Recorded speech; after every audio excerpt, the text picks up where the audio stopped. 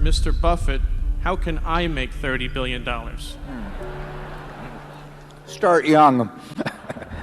Charlie's always said that the big thing about it is we started building this little snowball on top of a very long hill. So we started at a very early age in rolling the snowball down. And of course, the snowball, the nature of compound interest is it behaves like a snowball of sticky snow. And the trick is to have a very long hill, which means either starting very young or living to be very old. I would do it exactly the same way if I were doing it in the investment world. I mean, if I were getting out of school today and I had $10,000 to invest, I'd start with the A's.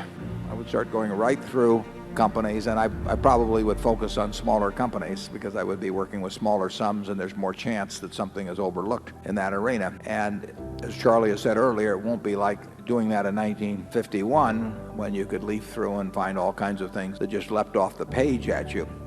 But that's the only way to do it. I mean, you have to buy businesses or little pieces of businesses called stocks, and you have to buy them at attractive prices, and you have to buy them. You have to buy into good businesses, and that advice will be the same 100 years from now in terms of investing. That's what it's all about. And you can't expect anybody else to do it for you. People will not tell you about wonderful little investments. It's not the way the investment business is set up.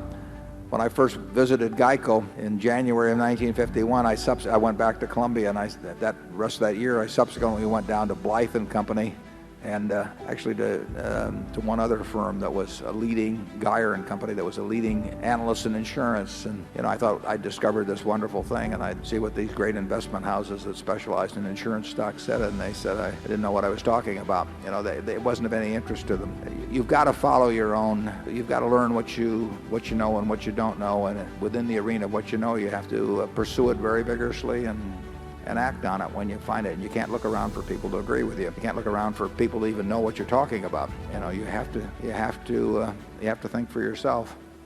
And if you do, you'll find